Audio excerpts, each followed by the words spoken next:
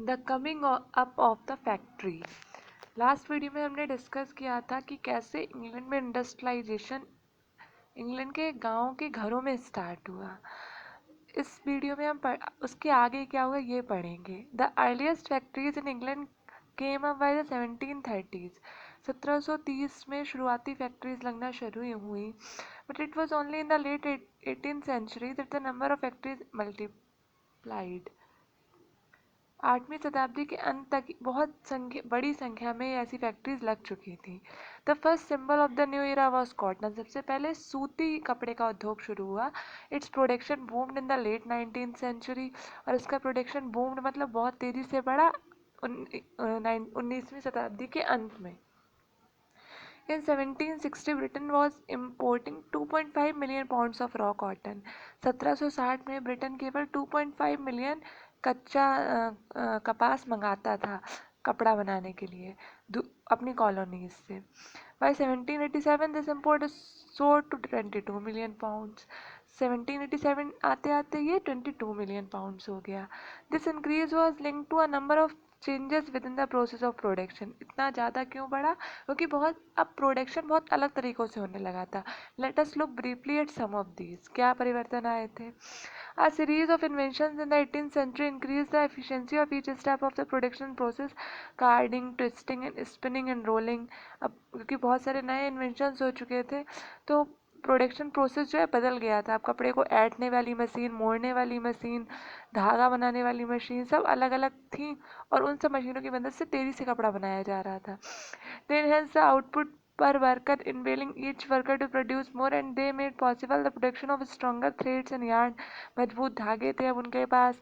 Then Richard Arkwright created the cotton mill। तब Richard Arkwright एक व्यक्ति ने कॉटन मिल का सुझाव दिया यहाँ पर एक साथ बहुत सारे वर्कर्स काम कर सकें।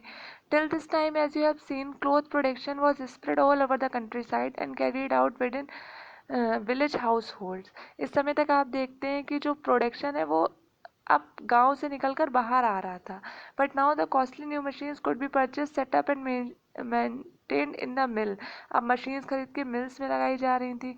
With in the mill all the process were brought together under one roof and management।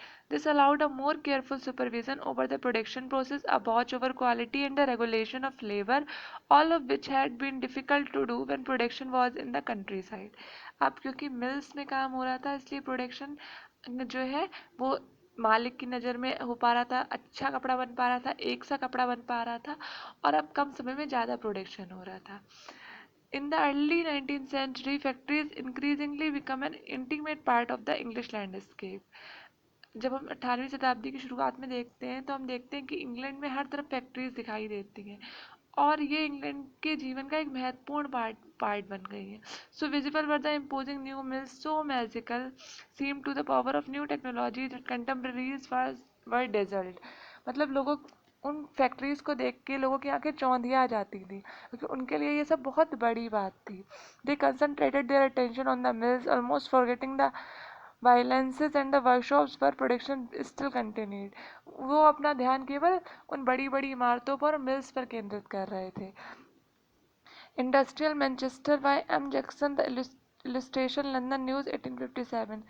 Chimneys billowing smoke come to characterize the industrial landscape.